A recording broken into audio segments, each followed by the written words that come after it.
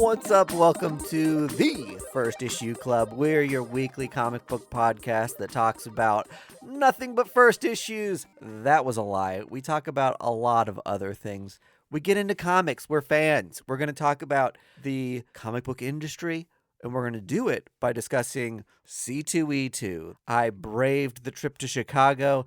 I made it to the con floor, and I'm bringing you the 12 things of C2E2. This was my attempt to do like a 12 days of Christmas. Yeah. And so I made it 12 things. So it's like non-denominational. Yeah. Anyone can enjoy this. Exactly right. Great.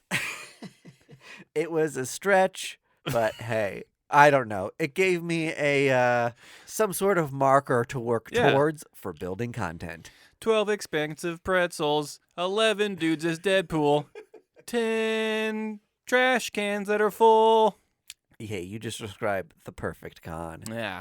Up next, we're going to talk about Batgirls out on DC, written by Becky Cloonan, a book we were very excited to read. Yeah. Let's see how we felt after we read it. Yeah. And then, finally, we're going to talk about it. We're big webheads here. We want to get into the latest with the MCU.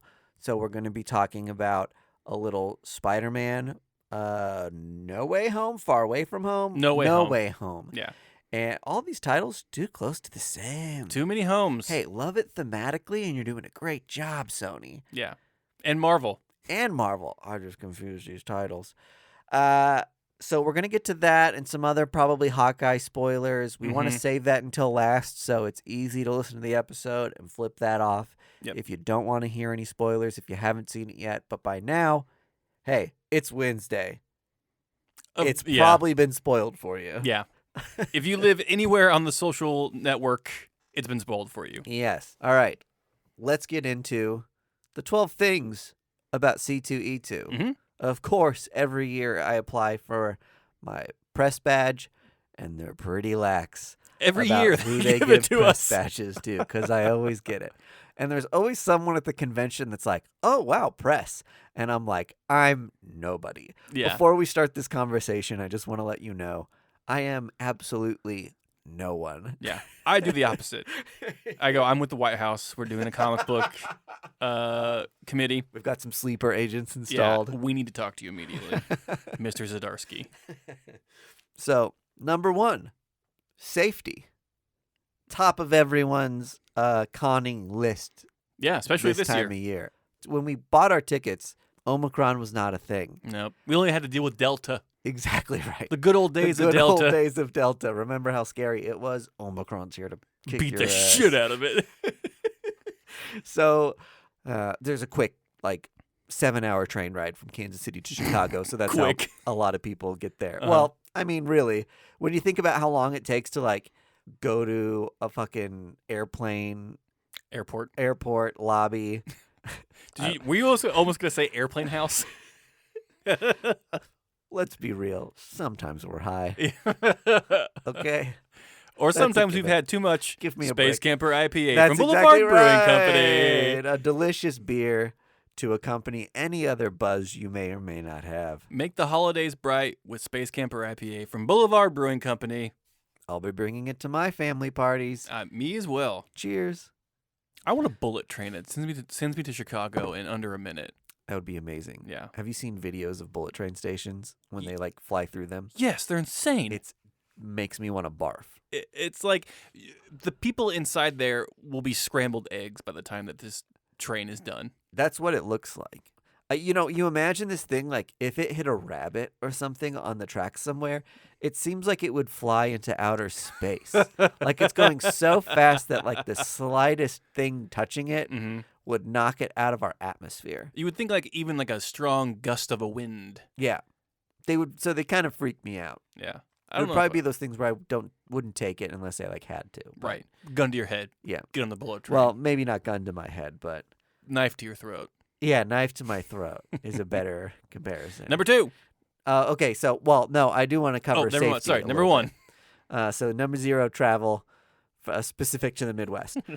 Number 1, safety. Felt very safe on the convention floor. They really enforced that everyone needed to wear a mask. Mm-hmm. Having to download the Clear app before you go and upload your vaccine information and booster information to prove you were vaxxed to even get in.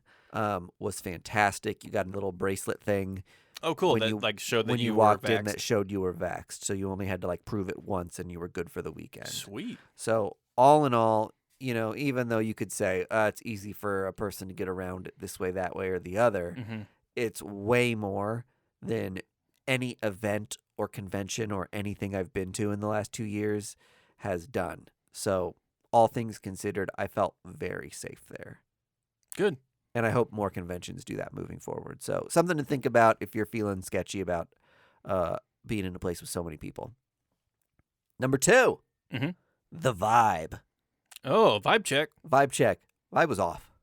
Uh-oh. How so? The comic book audience, the shops that were there, felt way more Bitcoin bro and high-end collectibles, comics that were maybe $1,000 overpriced, $2,000 overpriced. Fucking hell.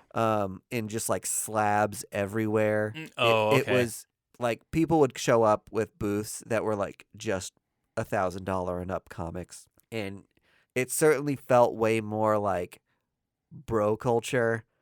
Yeah. And when you think about it, that's kind of like a shift we just saw even online. The things that are speccing and the collecting industry and how backed up CGC is just all relating back to this weird thing that happened while people were at home and bored during the pandemic, and we came out the other side really commodifying collectibles and not enjoying them for the hobby as much. It seems almost predatory of non-fans eyeing a potential for profit and swooping in and getting these spec books slabbed, and then kind of monopolizing the secondary market with prices.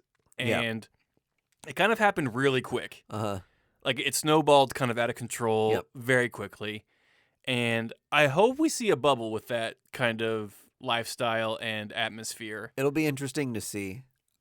Part of me is just I don't get how Shortboxed survives. Yeah. Everything's so overpriced and not normalized on there. When you went to their booth at C2E2, there was several guys walking around with Shortbox shirts, and it felt like an Apple store where they were trying to do this boutique thing. And it was well, I can ring you up right here with my iPad for this $6,000 Moon Knight first appearance. God. That's in bad shape. And the whole thing just felt catered to a fan that I'm this person didn't exist 2 years ago. No, not even a year and a half ago. Yeah. And those booths cost money to rent at C2E2. Yeah. And you're not going to make enough to return in 5 years. Because Johnny Nobody off the street, isn't going to go to Shortboxed and buy a slab that's $1,000 overpriced. I'm going to be in the 25-cent bin looking for fun, weird comics. Totally. Number 3, publishers. We're making a meal out of this. We're only at number 3. Publishers. So publishers that were in attendance or really made a show. Aftershock, Source Point Press, and AWA. Okay. This was a weak year for publishers. By far and away, Aftershock was the biggest publisher there. Wow. I went up and talked to them about it, and they were we think it's wild too. They were this happens at a lot more conventions than you'd think lately. He was a couple years ago, even before the pandemic, there was one year where Marvel and DC both skipped, and we were easily the biggest publisher here. That is wild. So they had an okay booth, and they did that thing where they sell metal covers that are $75 a pop and very high end, and then a handful of trades and other issues of their books, variants that are a little overpriced. But you can chat with people, and I did, that were it's fun sometimes that the people they send to the conventions to just work the booth and talk to you are actual, maybe not high ups, but people who hold important jobs at the Sure, yeah. publisher and can really talk the talk and know their stuff. So it was interesting to kind of chat up this guy from Aftershock. I'm glad that they're at least keeping that alive because it's always fun to check those booths and get like a weird thing that you can only get at conventions or something like that. Mm-hmm. Source Point's booth felt way more like here's a handful of trades and there's a couple creators hanging around that are like, hey, let me tell you about my book. Yeah. And they're trying to like pitch to you as you walk by. Ah. Their booth wasn't fun. It looked cool. It definitely like drew your eye, but once you made it over there wasn't a lot to buy. There wasn't a lot of like fun to be had. And then AWA, those people are very chatty and they're very excited and they think they're, the fastest growing publisher. They're breaking I the say mold. that because they said, I was just talking to them about their 2021 and their 2022, and they said that they were the fastest growing publisher, and I was like, I don't know if I believe that, but Yeah, of what? if you believe that and that's your goal, like, great. And they're trying to be at conventions and do the thing and talk to more people, it seems like. So that's good. I'm glad they made it out. It just sucked that there's a lot bigger publishers that just weren't there. And I think that's maybe a trend moving forward with publishers having their own big events Mm-hmm. or their online events where they do a bunch of announcements instead of parsing it out and doing it at cons throughout con season. But we'll see. It Yeah. was, props to those publishers who did show up and tried to like make it fun, but ultimately fell flat for publishers. Okay, number 4, shopping. Very weak.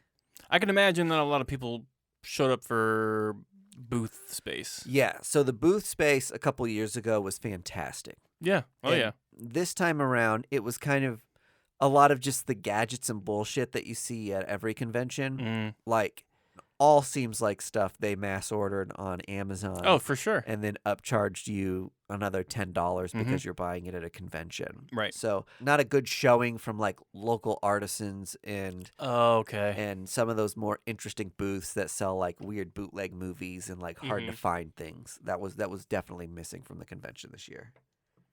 My number 5, prices. Well, I can probably imagine they're up. Extremely. Yeah. I was very disappointed. There are certain things that you're like, okay, I'm going to a convention. Like, I'm going to keep my eye out for a couple books. Uh-huh. And then you start seeing things that you have and like, they should be charging $20 for that, but it's like $150. Good Lord. And so it definitely felt like we're either taking advantage of people or people don't understand Mm-hmm. what the deal is with comic books, or we're coming in trying to get a quick buck and making you feel like you got a bargain when you ask for like half off. I'll give it to you half off if you buy it right now. It's like, well, you're still overpaying by $80. Yeah. So that was just kind of the vibe, and it relates back to kind of like my point too, that it just felt like clout chasing. Yeah, like totally. The collecting world, and a lot of the pricing kind of represented that too. Well, I think it's just like all those apps that we've praised, like Comics Collector and CLZ and all that, about how they've made it easier to find books and for your collection. Well, we didn't see the bad side of that, of people who are selling books also have this app and can now price up their books accordingly because they also get the Hot 10 list and know what book you're looking for. Exclusives, too expensive and not enough of them. For like C2E2 exclusively? Yeah, what I mean by that is a lot of times you go and publishers have a thing that's like you only get this cover at C2E2. Uh-huh. Or C2E2 themselves, or ReadPop, the company that puts it on, Right. does exclusive things for the event that they only sell. And then you have different artists and creators who make their own kind of exclusive items that you can only get from them from this one convention. They do very limited runs of things, and that's a good way for them to just make sure they're going to make the trip worth their while. Mm-hmm. So a couple of the exclusives that we did see from ReadPop, we bought a C2E2 Christmas ornament that was like the size of $50, and it was $10. Good Lord, what the hell? But Becky just wanted, like, my wife just wanted a souvenir. Sure, yeah. So we You got it. we got it. Yeah. And it was like, gee, when they handed it to us and it was like this little plastic tiny thing, I was like, Aw. Jesus, this is the thing that's in this picture for $10. So that sucked. You're like, no, I wanted the $10 one. I don't know what this is. Yeah. And then there were a handful of like covers that they said were exclusives. And then when you get up there and actually buy them and you flip them over on the back, it's like Reed Pop, New York City Comic Con. So it was kind of like they hadn't sold certain exclusives. Oh my God. And so they were repurposing a handful of them. Right. So they weren't exciting or necessarily hard to get. They just seemed like leftovers from other conventions they've done recently. That's lame. Yeah, very. When we went a couple years ago, Marvel did 3 exclusive covers, one of which was that one of 3,000 Wolverine cover that sells for like $400 now. Right. If you have it in mint condition. And stuff like that is awesome. And there was not that this year. Even like the smaller publishers, like I noted, Aftershock, had stuff that you could go on their website and buy. Oh, man. Just as well. So that was lacking this year for sure. There definitely weren't any like panels that you would go to and like get a comic book here or there. Sometimes there's publishers like Valiant. Valiant didn't go this year? Nope, Valiant was not there. Whoa. If Valiant was there, they easily would have been the largest publisher, but they were not. Wow. Yep. And then the artists themselves, there were a handful of creator exclusives to the convention. And those are great, and you're supporting the creator. But Jenny Frison does some prints and posters. And her poster was like, she had a high-end one for $250, I think, and then a low-end one for $180 or something. Right. And that was just too rich for my blood to... They were huge. The prints were gigantic. I mean, yeah, it was like a full-size like movie poster. Yeah. And it was like of Wonder Woman, right? Of Wonder Woman, yeah. And like they had like a foil sheen to The them or gold whatever. embossed one was incredible. I Yeah. mean, they were high-end screen-printed posters. Right. But they were very expensive.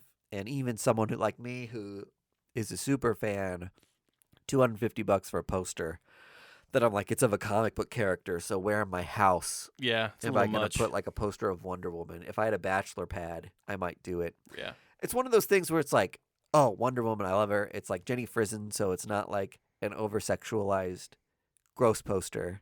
But even still, you put that up in your house and you have a girl over. Do you think they're going to be like, ew? This is a work of art. They're going to be like, what the fuck is this? Yeah, you have like You little boy. a babe poster up and you're a grown-ass man. Yeah. Yeah, that's for your like nerd cave. Yeah, totally. But in any case, wish there was more. That's one of the funnest things about going to a convention, and it certainly lacked. Okay, celebrities is my next item. 2 great ones. Everyone else, who cares? There was Hayden Christensen, Neat. and he's going into a new Star Wars series that Disney's going to do. Obi-Wan. So very exciting, and he's more relevant than he's been in a really long time. Yeah. So fun for him to be there. And then John Cena. The big joke on the convention floor was people, anytime someone mentioned John Cena or they were there to see him or they couldn't wait to meet him, someone would be like, oh, you haven't heard? You can't see him. That's funny. And people would be like, oh, it's canceled. And then they'd say, no, can't see him, and do the wave in front of their face thing. And you're like, okay. Yeah, old wrestling joke. Yeah, okay. But can we still see him? Is the line still I open? heard it happen so many times, and I was just like, ugh, I feel so bad for people. So easily duped. I know. It was funny the first time, and then the rest of the times it was just like, oh my God, he's going to be here. You'll be able to meet him. And then the rest of the people were like normal when you have all these like people who do cartoon character voices and shit like that. Like, not anything you and I care about. The rise of anime voice actors and like cartoon voice actors is really an astonishing thing I've seen happen over the con. Yeah. My con experiences over the years. Well, and anime just gets more and more popular. Yeah. And people just don't have any other touch points of like, I don't have, if it's just a TV show, I don't have many things to collect for it. Right. I don't have many people I can actually meet for it. Right. The voice actors are like the closest you can get. You to wonder the show. when like Reed Pop or Chicago will be like, we need to do 2. Yeah. Because that's double the money. Right. We need to do an anime con and a comic con. They should. Because we want your money. And you'll go to both. it's also, if you're not a crossover of those audiences, Mm-hmm. then yeah, get rid of all the like this huge amount of the showroom floor that I'm not interested in. Right. You know what I mean? Mm-hmm. Clean up the experience for the fandom. Panels, really bad. Really, really bad this year. Well, yeah, when you said that, like, all the publishers basically didn't show up. Well, yeah, and that's a big thing. Like, part of why you go is to hear like what's coming with like the next events, Mm-hmm. and to hear from creators who are writing big comics right now. Right. Like, those are the people I want to hear talk. So Mhm. the best panels for comic book fans this past weekend were like a discussion with Chris Claremont and a discussion with Rob Liefeld. And you're talking to people who have probably had the same panel discussion for the last decade. Mm-hmm. And they get asked the same dumb questions about their favorite character or Yeah. why they made the decision about Wolverine or Deadpool. And I don't know. For me, it's like I can only go to those so many times. And God bless those people. And it's like fun to meet, like, to like be in the same room with like Uh-huh. a comic book legend. Sure. But at some point, they don't have much new to say. And I want to hear things announced. I want to know about comics going on right now. There was not that this year. Because they don't. No, their job is charging for autographs. Yeah. They're riding the wave of their comics Yeah, from 20 years ago. right. Which, that's a good hustle if you can get it, but I'm not going to spend an hour and a half listening to you rehash things I've heard before. But, maybe there's just enough people who's like, this is my first chance to meet the guy, so I'm going to go to it. And it was like a life-changing thing for me. Like, so no diss on them. It's awesome that they do it. Right. Like, good on those creators for like taking the time to do the panels and stuff like that. You know what's crazy? And this will bleed into our Spider-Man conversation. At the Spider-Man premiere, Rob Liefeld went. And there was a cool. picture on the Twitter of just like, Rob Liefeld's here. And everyone in the comments was just like, who? Like, who is this? Uh-huh. And like, I was just like, there's no way. Like, people don't know who Rob Liefeld. Like, Yeah. and then like it was like this wave of realization kind of like swept over me. I'm like, oh my god, I'm living in the world where like I'm mainly comics and I know all these Yeah, creators. you're so close to the thing. And then like I'm seeing the people who just know movie Spider-Man. Right. And it is so alarming, the disconnect between the two. Yeah. And so it was kind of a weird moment for me where I was just like, holy shit, like Yeah. they don't know who this man is. We'll get that. I have related takes Cool. for our Spider-Man conversation later. The attendees. I wrote down in my notes, thirsty weirdos. I heard so many people going up to creators being like, you remember me? Do you want to get like dinner later? Oh my god. I have your phone number still from last time you were in town, but I don't want to abuse it. Let me know if that's okay to use. No way. I heard shit like that all day long. And part of it was because we went on Friday and it was just like a slower day. So like all like the uber comic book fans are out and took off work. But more of the casual people who are just there for pop culture and shit are going to come on Saturday. So a lot of weirdos. Do you remember me? Shudder. Why would you even give out your phone number? Let's have a very personal conversation and intentional meetup, because last year we like ran into each other at a bar and had a halfway decent conversation. You bailed on me. Do you want to go to Fuddruckers? It's like now I made it really weird. So another part of the attendees was cosplay, which I want to mention. C2E2 cosplay is like phenomenal. And if you're like us in a city that's like big but not Chicago big, Right. Chicago Light. Yeah.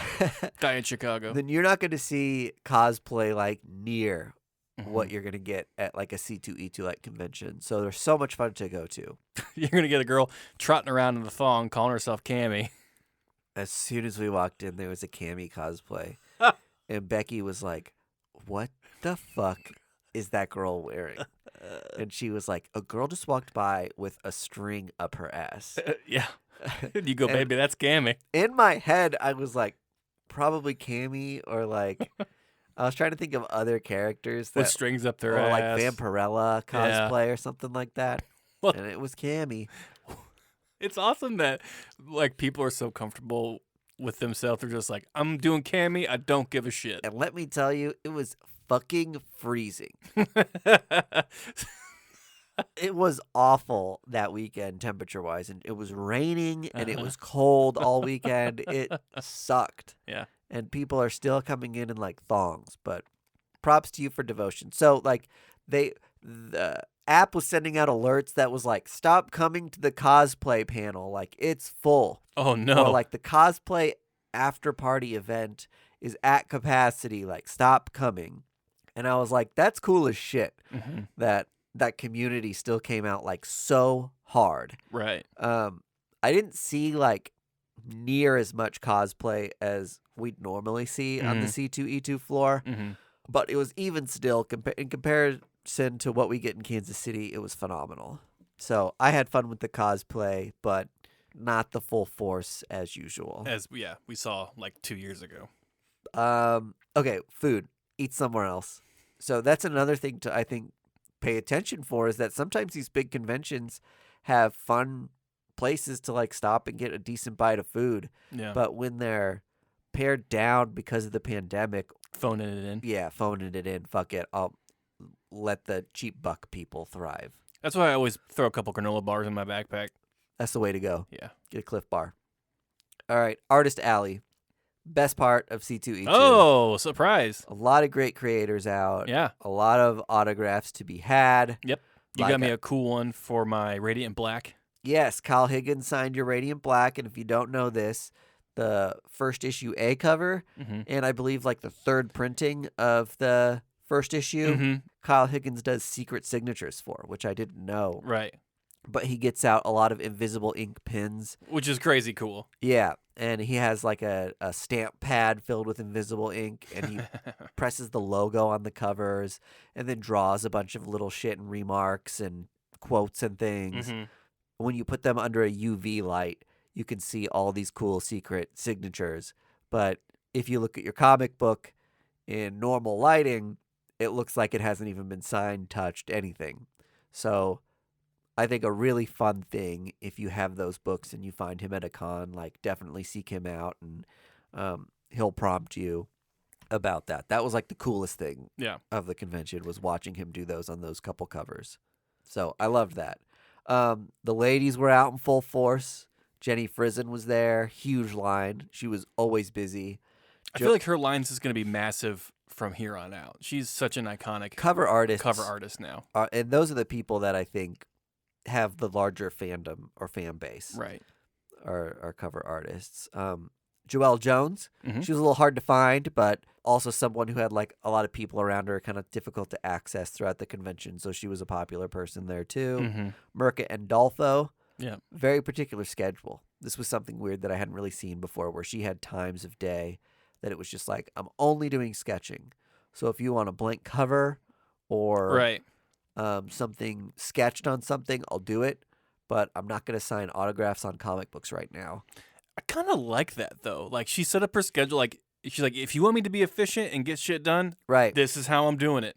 Well, it does help, I think, especially when you have like one thing I hate is when I'm in a long line and the person, like two people in front of me, pulls out their sketchbook and they're like, hey, could you do a Lady Purgatory like sketch in my sketchbook? And they're like, sure. And just like stop for 30 minutes and start fucking drawing. And you're just like, God damn it. I want one comic book signed. And I got to sit and wait for that. I should have got a pretzel. Like, you're doing it right now? Like, that's crazy. So I do appreciate that. Yeah. That is cool. But that's the other thing with C2E2, is that it's so big and so busy that it was just like, okay, realistically, I'm realizing this is the only time I'm going to walk past you. So I got something sketched by her instead of getting my comics signed that I brought. Nice. So it was cool to get something sketched, but I would have rather like had spent a fraction of that and just had like an autograph or two. Yeah. Was she charging for autographs? Beyond one book. Oh, cool. Okay. She had like a little menu up. And that seemed like a big thing for people, was that I'll sign one or two books for free. Yeah. And then the rest of them I charge like $5 a pop. I love the menu option. Like, have it out in front of your table.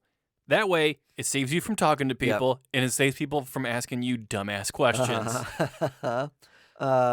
Stephanie Phillips and Stephanie Williams were both really cool, both writers at DC. Yeah. And they were, I think Stephanie Phillips had like a 2 free books rule. Oh, cool. Nice. And then charged. And then Stephanie Williams just signed for free unless you were doing CGC. Yeah. And then she would charge you like $10 for an autograph or something. Nice. But they were both so cool, so laid back, really awesome, like down to earth people that were just like down to chat with you. Yeah. Stephanie Phillips's line was like definitely a little longer. So she was a little harder to like stop and bullshit with, but you could tell she was like hamming it up with some people and having a good time. So she was cool. Kyle Higgins and Ryan Perot, like we mentioned, your Radiant Black, they sat next to each other because they worked on Power Rangers together. Yeah. These guys are total broskies. Oh, no. Yeah. I don't know if that's a good or a bad thing to you. And maybe some people are just like, oh, yeah, hell yeah, these guys are bros. Great. That's fine. But for me, I was kind of like, oh, man. I wish you were more nerdy. They had these dudes run up to them beforehand, and then we were like waiting in line, and these couple guys came up, and they were like, yo, bro, what's up? Are we going to like throw down later? And and those two guys were like, oh, hell yeah, dude. And we're like dapping up these, oh my God, these like nerd comic book bros. And everything they said, they were like screaming it. And these guys were like, I want everyone to know I'm friends with Kyle Higgins and Ryan Perot. And made like a big show. And they talked for like 10 minutes. And I'm just standing in this line like, fucking let's go.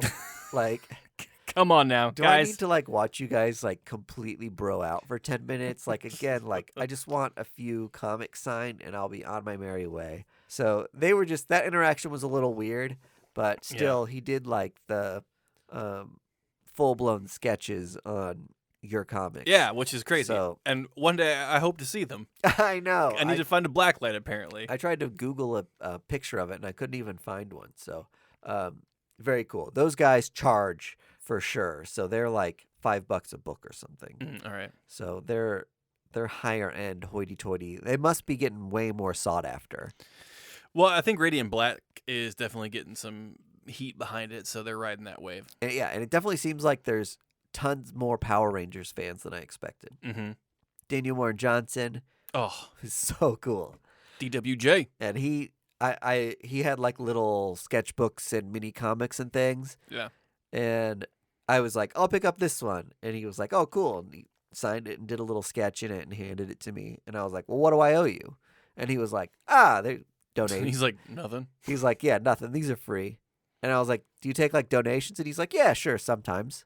And he seems like a savant. Oh my God, you're so fucking cool. Like he's always drawing. Yeah, right. And he's like phenomenal. Yeah. He's like his own different style and everything. Like, you can tell he worked super hard to get his style. He had this really cool poster of all his characters that he was selling there. Oh, sick. That was awesome. Nice.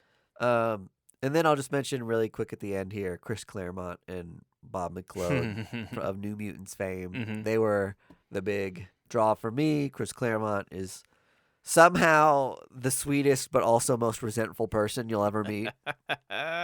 And so it was just cool. Like, he would just sit and talk forever to people. Again, that's another reason why his line moved like really slow. But at the same time, it was just so cool to hear him talk about like the process of writing X-Men and why he decided to do this or that with Sabretooth and blah, blah, blah. But every half minute or so, he would be like, but then so-and-so ruined it. Oh my God. So he's like so resentful. And he kind of said to me, like, I kind of like chuckled, and he was just like, I don't know. He's like, I'm too protective over the characters I created and even some of those that I didn't, but like kind of defined. And I was like, well, that makes sense. You established so much of the canon. They kind of probably feel like your kids to some extent. But I was like, he goes, thank you. But I also like love other stuff, and they got to keep writing comics. So he seemed to like appreciate the conversation. He was very like open to hearing things and talking to people, but could also be like on edge at a moment's notice. Yeah. I asked him to remark the comic or sign it with a quote from Cannonball. So if you read New Mutants, in the first like 50 issues, every issue Cannonball says, I'm nigh and vulnerable when I'm blasting. And I was like, could you write that Cannonball quote, that I'm nigh invincible one? And he was like, Cannonball doesn't say that. And I was like, I'm not invincible when I'm blasting, like one that's like in most of the issues. And he was like, that's not in here. And he opens the book and like thumbs through it, and he's like, no, that wasn't in there. Oh God. And I was like, you didn't even look at the word bubbles. I didn't write that. And I was like, hey man, don't worry about it. Yeah. I was like, it was just a weird question, and thought I'd see if you would like write a quote on it or something. Not a big deal. Totally fine with just a signature. And he was like, Cannonball would say, I love Leela. And then he writes that on the comic and does a little word bubble around it. And I'm like, I'm stoked to have it. Yeah. But at the same time, I'm like, what was this interaction we just had? He wants it to be forgotten that he ever wrote, I'm not invincible when I'm blasted.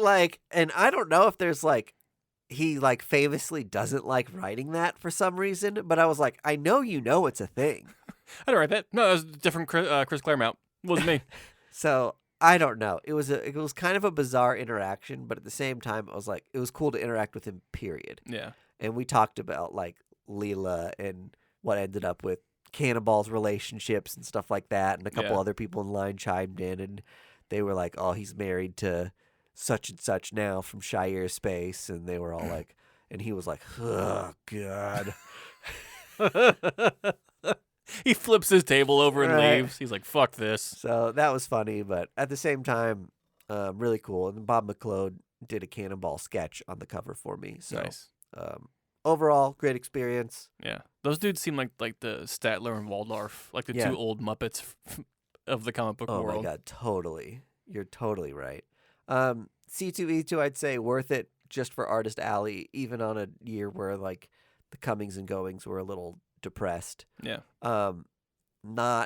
Like if I knew about what it was going to be like, would I have still traveled to get there? Probably not.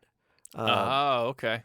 But it was fun to get out of town, and it was like good timing for my wife and I because we were kind of cooped up. But yeah, still, I don't know. We'll see on this next one. I would say kind of wait it out and see who's going to be there, maybe before buying your 3-day pass, because I think you're going to be entertained for 1 day tops. Yeah. Definitely this convention, I cannot imagine going back a second day. Especially with what you just described. That's definitely a 1-day affair. Totally. And if you're traveling from out of town to go there, that can seem like a letdown. Right. So I'm definitely going to be looking at the guest list for August's C2E2. Totally. And hopefully Rose Besh does show up this time. I know. She said she was there. Couldn't find her. Couldn't find you, Rose. You weren't listed as a guest. I did not see you as a guest. You were hidden behind probably a pillar. Could have been. But Which shame on C2E2. I think there's a couple things like that where they were like, there were huge creators or other things that like they didn't put on the website until way late. But I saw those creators like post on social that they were going 2 or 3 months ago. Mm-hmm. So you're just like, if you knew what you were doing and you really wanted people to come, you would promote this stuff. Yeah. You would know that Rose Besh is a huge name in comics right now. Yeah, a huge up-and-coming name for sure. Like, she is trending hot. And I didn't see her in Artist Alley. Yeah. And she wasn't listed on the site. Like, fix that. That's fucking crazy. Yeah. Hire us. No, don't hire us. We established. To me, I feel like if there's people in Chicago who are just like casual comic fans, someone like Rose Besh being there might be the thing that pushes them over the edge to actually attend. Yeah. She's that kind of artist and was like not shown any love by the convention at all. Yeah. Bummer. Yeah. All right. You want to talk about Batgirls? Yes. Lead right into Batgirls by Becky Cloonan. It is a new #1. Yeah. Of course, because we're covering it. I would label this a teen book. For sure. It followed Spoiler and Batgirl. Yep. And Oracle. And Oracle. They had to move into a new building because like their identities have been found out by a new villain from like the Future State storyline. Yeah. During Fear State. We found out there was this character named the Seer. Yes. Who is like is out oracling the Oracle. The Oracle being like a super hacker. Yeah. So they are going off grid, Mm-hmm. moving to a slummier part of Gotham and trying to hide out so they can fight crime and figure out who's watching them Yeah. and while not being watched. So that new character is kind of fun. We didn't get much of them, No. but some of the dialogue surrounding that person and their philosophy, and they enjoy watching just to see the effects it takes on other people. Like they were like, the observer effect is so interesting to me. Yeah, I love the first few pages where they go into the observer effect and like what it means, and like the whole like if a tree falls in a woods, does it make a sound or anything like that? And that philosophy like put upon a person and like how they interact with the world is like very intriguing going forward. Totally. And I love the relationship between the two girls and the Oracle. Oracle's kind of like a big sister / fun aunt. Yep. And like basically making sure the girls don't get killed. For those two, it was like moving out for the first time. They got this like weird flat in a grimy part of Gotham, and we're sleeping in bunk beds and sneaking out at night to fight crime. And Oracle's like, you guys shouldn't be going out. Yeah. Don't go out without telling me. It's 2 a.m. So it definitely does kind of read like a teen book, which is fun. But at the same time, it's got tons of tie-ins directly to the mainline Batman story. And I think these books are going to be fun while we've got Batman overseas in the mainline story arc. Right. So if you want to know what's up in Gotham and some of the more fun street-level stuff, cleanup of the Magistrate we know is going to be part of this Batgirls book. Right.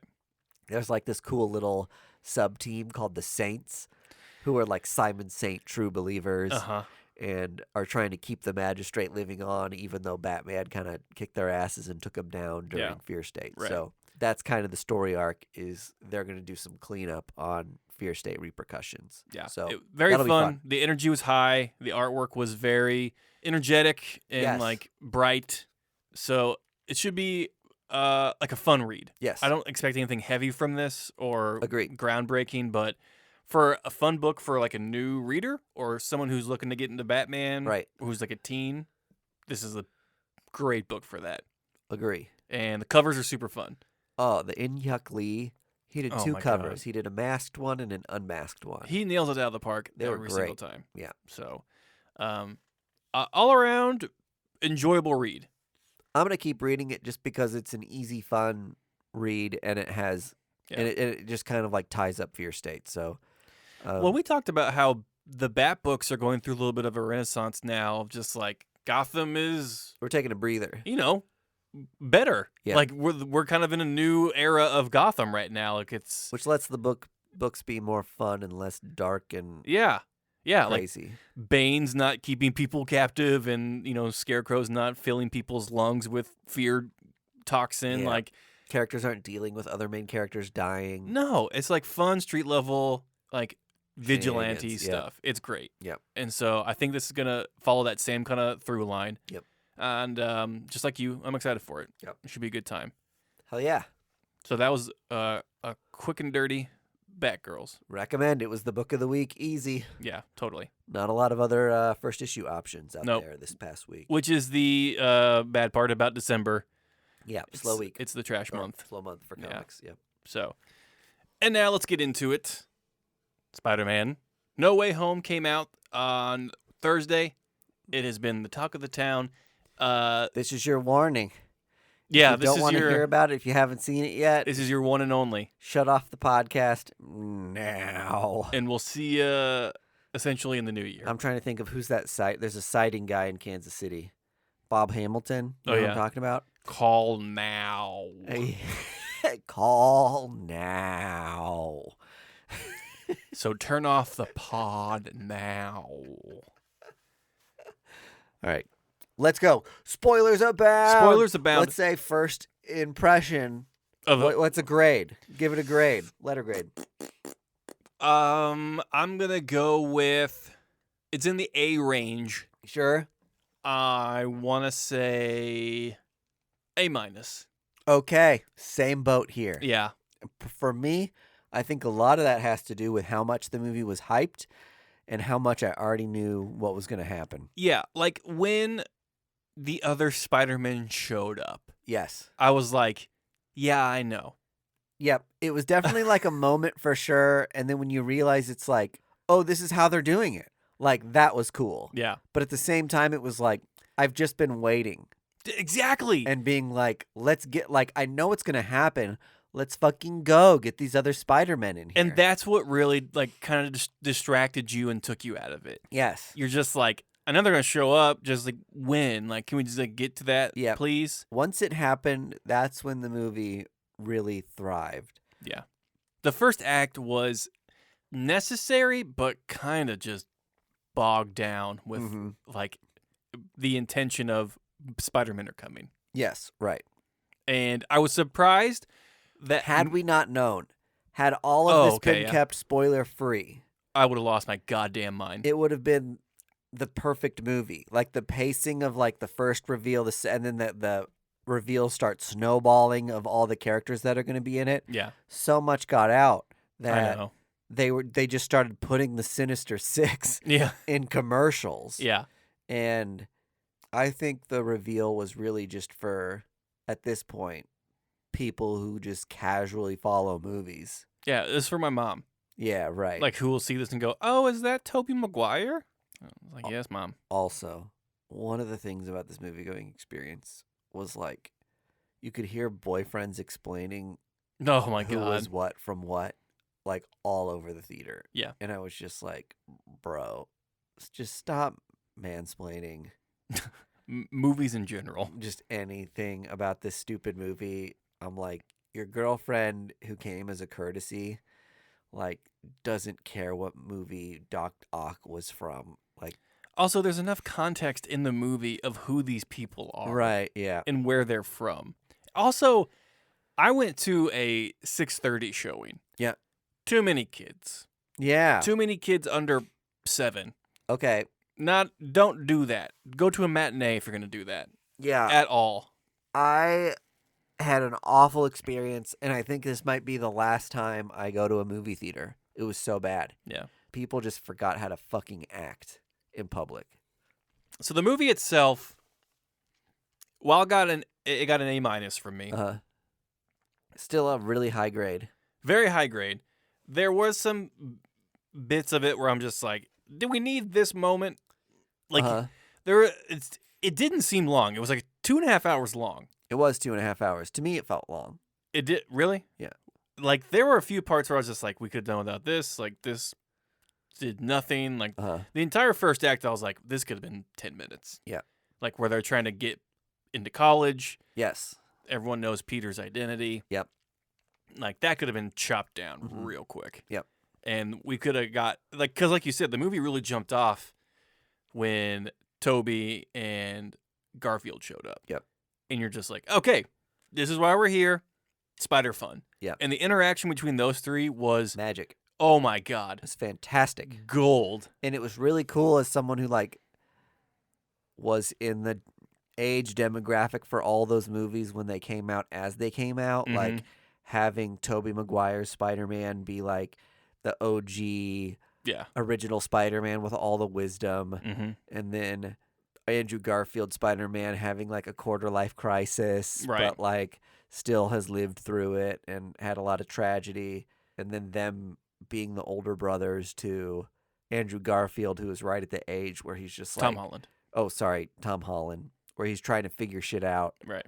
They were just... The ages and the experiences were just, like, spaced and managed in, like, such a great way to, like, really teach a lesson and to, like, emphasize that in any Spider-Man timeline, there's always going to be a death close to Spider-Man that serves a purpose. And he was trying to find purpose in, huge spoiler, Aunt May's death. Yes. They killed Aunt May in this movie because Aunt May is Peter Parker's Uncle Ben figure. In the, if we're assuming that the world we're in the MCU is 616, then he's the 616's. She's the 616's Uncle Ben. Right. And so she gives him the with great power, great responsibility line instead of Uncle Ben and all this stuff. So they did a great poetic threading of it, which was fantastic. Yeah. They gave Andrew Garfield a moment that was really cool where he was able to save MJ, whatever her name is in this one. Michelle, I think. And just like the way Gwen had died Yeah. in the Andrew Garfield movies. Yeah. So he's kind of like redeemed himself and Yeah.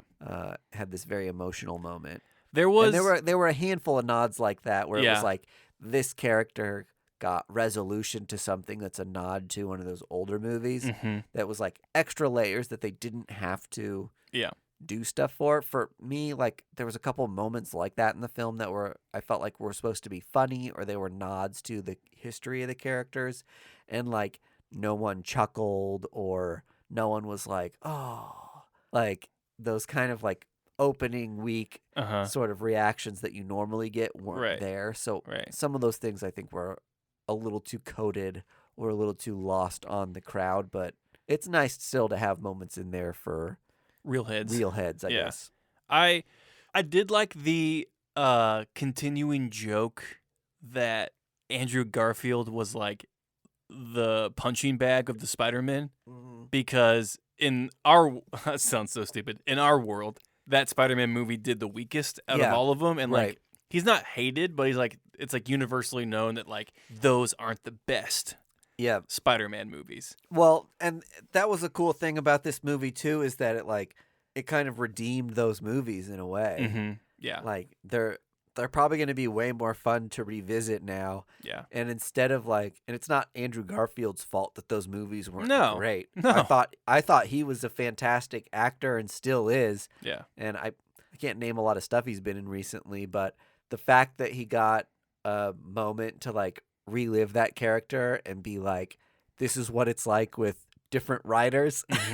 This is great. That you're like, he's an amazing Spider-Man. He really is. He's Yeah. a fantastic Peter Parker. Yeah. But they just like the way some of those movies unfolded that he was in, they just didn't do a great job of selling him as Peter Parker. So you're right. That was another thing that's kind of like a nested thing for huge fans. I think it was great. There was like a lot of the graffiti was Ditko's last name. Yeah. Which was a fun nod. Totally. Something I was shocked by, not a single Stan Lee reference. Right.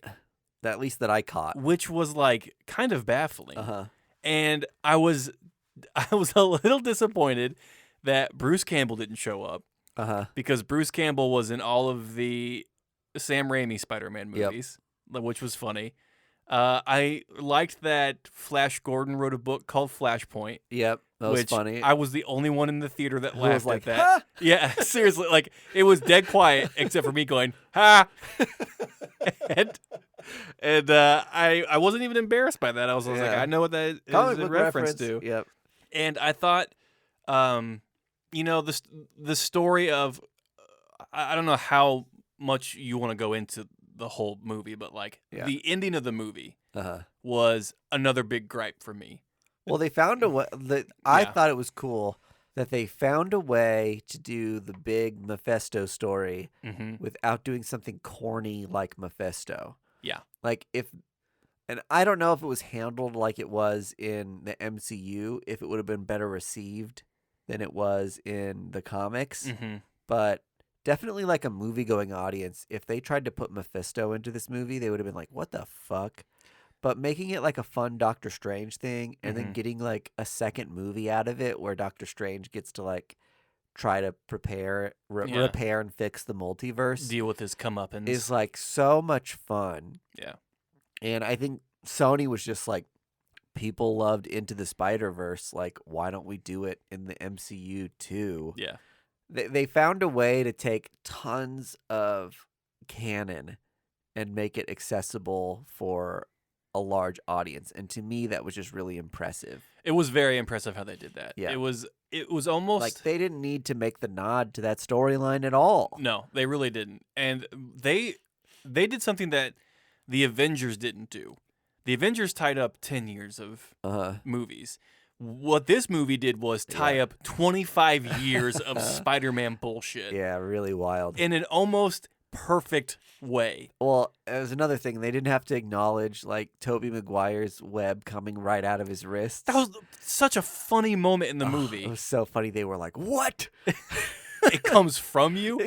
And Where else does it come out of? Oh my God. Tom Holland is every one of us. Yeah. Because he asked the important question of, well, if it comes out of your wrist, Yeah. does it come out of anywhere else on your body? Like, that is a debate that happens in comic book shops.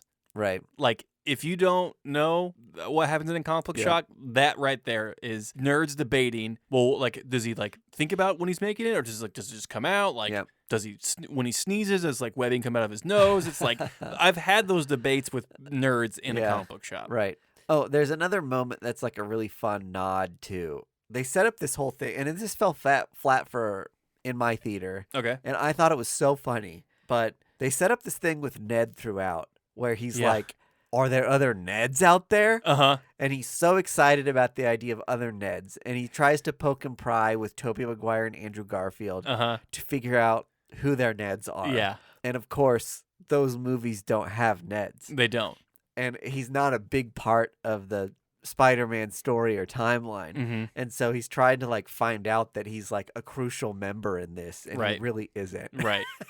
And they talk about, he talks to Andrew Garfield about like, so do you have a best friend? And him referencing, who's the guy who played the Hobgoblin? I forget his name. James Franco. Yes. James Oh, Franco no, we're was talking in to Tobey. Tobey Maguire. Yeah. Yeah, sorry, Tobey Maguire's. James Franco plays the Hobgoblin, and he asked Tobey Maguire, like, so do you have like best friend back where you come from? And he's like, yeah, he died in my arms after trying to kill me.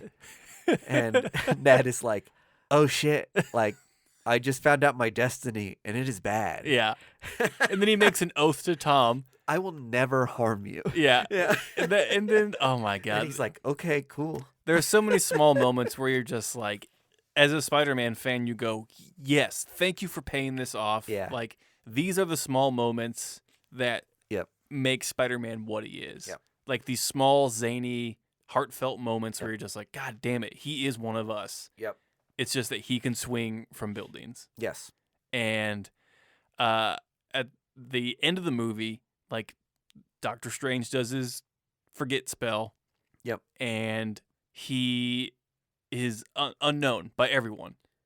That moment, what did you think of the moment with MJ? They were like, they had a moment where he said goodbye to MJ and Ned. Yeah. Where he was like, I will come find you guys. Yeah.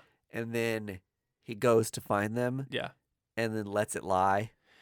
That's the point where I was upset, because it was a very poignant moment where he goes back to the donut shop and they don't remember him. Yeah. And he's getting ready to pay and tell MJ the whole thing. Yep. And she pulls her hair back and she has a bandage from where she was injured during the fight, trying to help Spider-Man when they all remembered who they were. And he's like, I'm just going to hurt you more. Right. Which is like, you kind of get why he does what he does. Yep. But, and me and Caitlin were talking about this in the car, and it was just like, she told you not to do that. Yeah. She said, no matter what, you need to tell me and come find me. Right. And that's where like the conflict where superheroes overstepping their boundaries comes into play. Where it's just like, you're now controlling their narrative in life. Because you went against exactly what they told you to do. Yep. You didn't do it.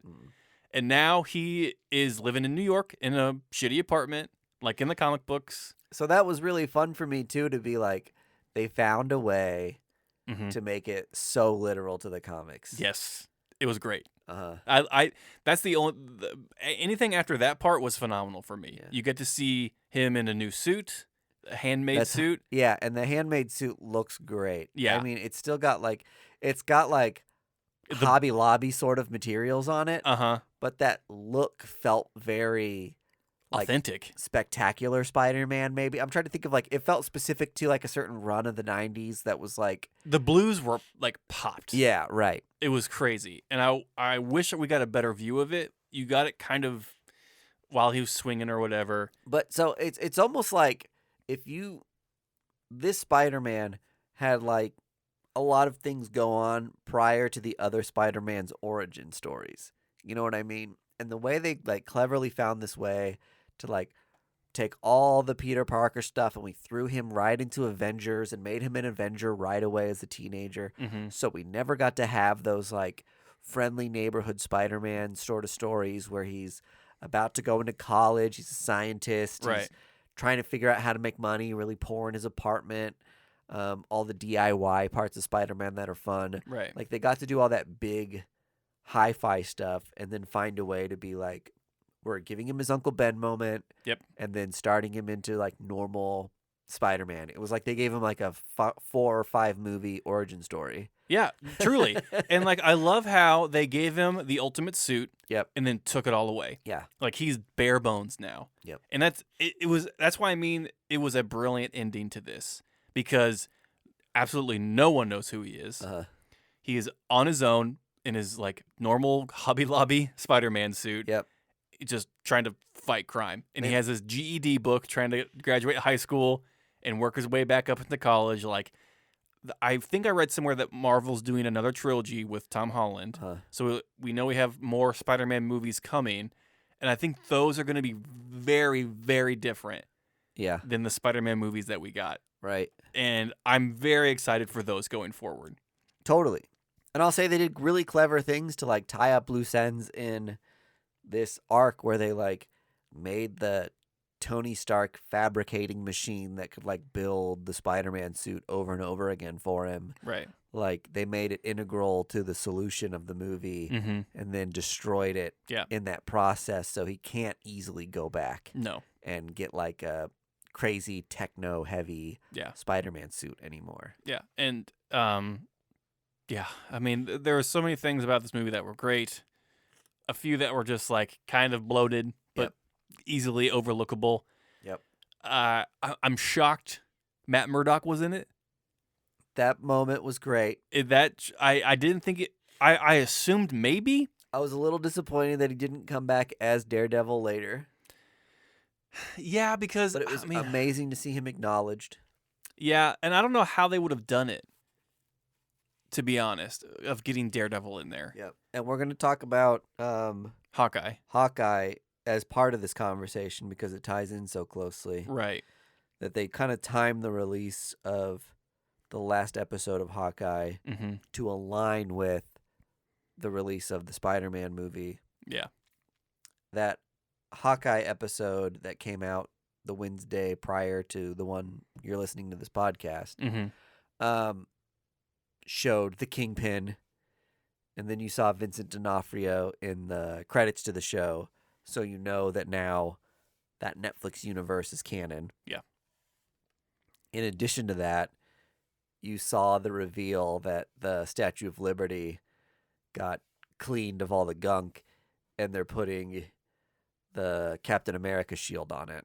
Yes. And of course, that gets destroyed during the Spider-Man No Way Home fight, which was just such a fun thing to be like, man, if you're up to date, like it was crazy to get a tease to that and then see it pay off in a movie theater a couple days later. Yeah. Like that was fucking crazy. It was so cool. And I was like, man, the amount of work that goes into the planning of these things is just unfucking believable, and it pays off if you're like a continuous fan. I get that if you're like a new person and you kind of get superhero fatigue and whatnot, like I totally respect that and I understand it. But if you're really into it, oh my god, they do such a good job of paying this stuff off for us and making it so much fun. I imagine there's hundreds of whiteboards in a room with string connected to pages and notes and scribblings, and that's what it's like to work at Marvel. Before we get into the post-credit scenes, okay, sure, I want to talk about the glaring absence in this movie that I think a lot of people were expecting, wanting in the Spider-Man movie, especially since it was multiversal. I think I know what you're going to talk about. And another reason why this was like an immediate A- for me was no Miles Morales. Yeah.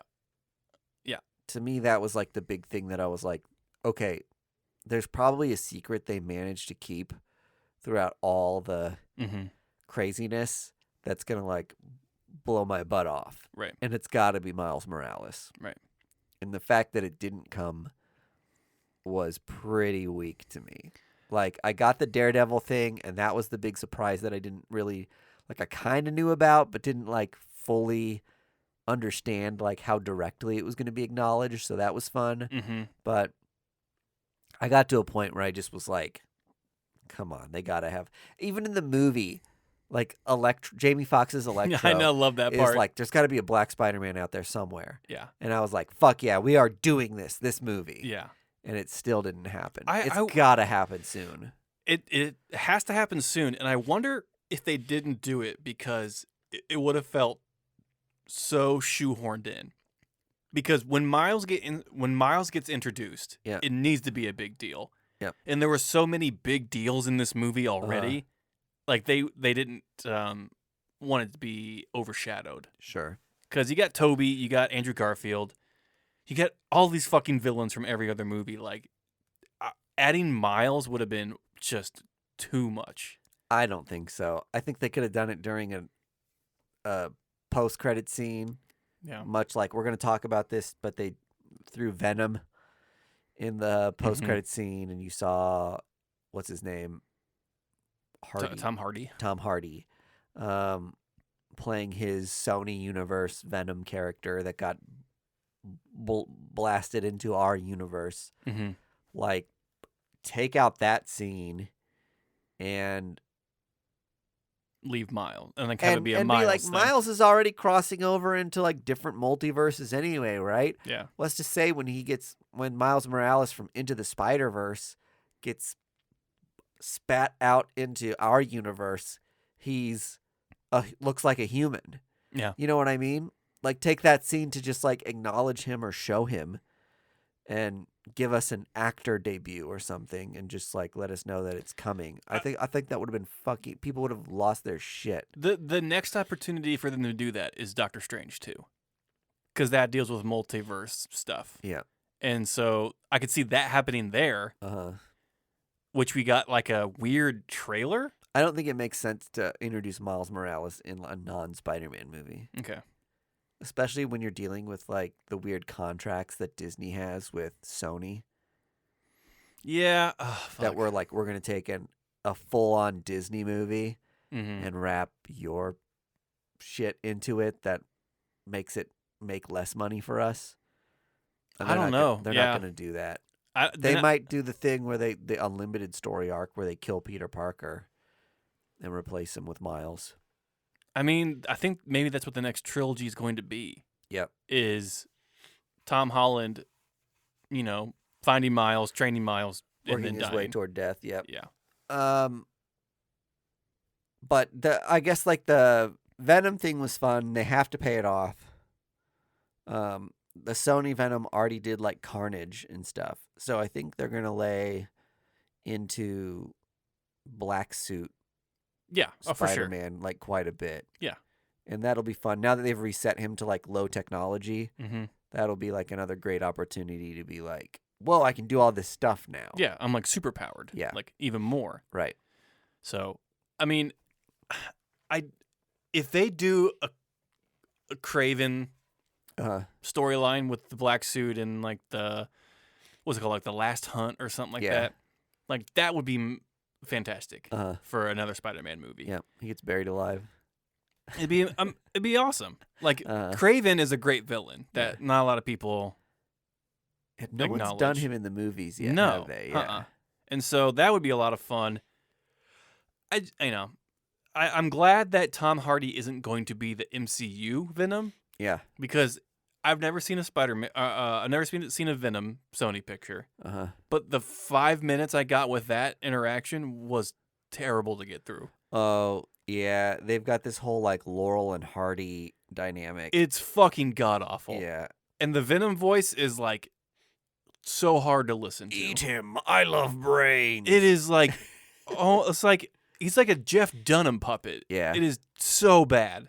It's bad. Super campy, yeah. And it's just like, and Tom Hardy's doing this terrible, like New York accent. And it's just like, I couldn't get through an hour and a half of this guy. Yep. Not even if you paid me. So.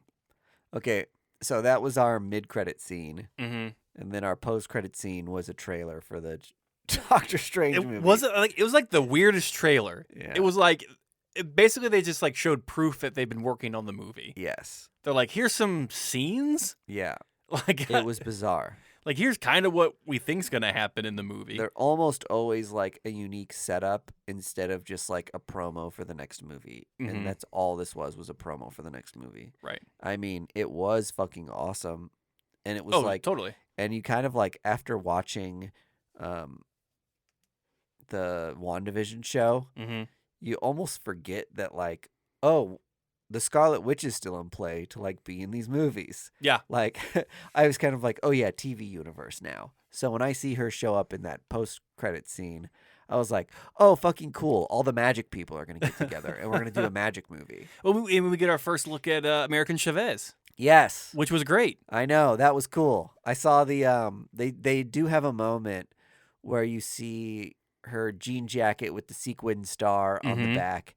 And I was like, oh shit. And that was another moment that I was like, no one in this theater Fucking knows what that is. recognized a lick of what that was. Yeah, and then we got our first quick look of Shuma Gorath, that weird tentacle creature with the one eye. Oh, I have no clue. That's a common villain in Doctor Strange. Okay, cool. And like he is a being that eats alternate dimensions. Oh, right. I remember a storyline where he was used. Yeah, and he's popular because he was in the Marvel vs. Capcom video game, Okay. as well as like a villain to Yeah. fight with. So All right, that's pretty obscure, but makes sense for the it's storyline. obscure. Yeah, bingo. And then we got a look at alternate dimension Doctor Strange Evil Doctor Strange, yeah. from the What If series, Uh-huh. which was cool. Yep. And I And then totally there were a couple scenes that gave us Kang vibes, but they Mhm. never literally showed him. no. So you kind of get a feeling that you might get Kang in Doctor Strange, or at least I did. Right. Some of the environments, I was like, "Ooh, that looks like." Well, they're definitely going into the multiverse, Yeah. like hub, and So we might do some acknowledging with like some of the Loki universe and stuff. oh, I think we 100% Yeah. will. And then we also get like Because you're getting with multiple universes and stuff, you're Mhm. getting into the variants and multiple versions of yeah, people that shouldn't be there. Mhm. So it's crossing over quite well. yeah. I'm not worried about them or how they planned it or how they've written this out. Yeah. I'm sure it'll be tied up with a bow and it'll be great. But I think that's all I got. I mean, we've said it all. Like, what else can you say? I mean, Doctor Strange 2 will be out sometime next year, Q1, Q2 maybe. Yep. I'm excited for it. Same. I think we get Miss Marvel before that on Disney Plus, That's right. which I don't really know how I'm gonna react to that show. I haven't seen much of the previews or anything. I've seen for like it, a so few images. I'm just like, Looks kind of goofy. I don't know. Yeah. But Hawkeye's slapping on Kicks ass. every level. I already is. decided I'm going to watch it next Christmas too. Yeah, I think Caitlin was just like, when this is done, can we rewatch it Yeah. just Back to back to back. in a row? Uh-huh. Because that and Loki was so good. God damn. I need to rewatch Loki. I put it kind of low on my MCU ranking, or lower than I thought I would. Mm-hmm. Like once I was thinking about like my favorite movies and things, and I Yeah. was like, maybe I do my list again or watch that again, and then see if I change my mind on where I put Loki in that list, because it was a really good show. All right, this has been our year-end mega special. We're taking Christmas off, so hopefully this extra padding on this issue satiates you for a little bit of extra time there, and then we'll be back in the new year talking new first issues like we always do. Yeah. Have a good holiday. Be safe out there. Thanks for listening for the whole year. Yeah. To all of our old fans, we love you. To all of our new fans, we also love you. Lots of love. Bye. First Issue Club is brought to you by Boulevard Brewing Company via Space Camper Cosmic IPA. Our music is courtesy of the fine folks at Primary Color Music.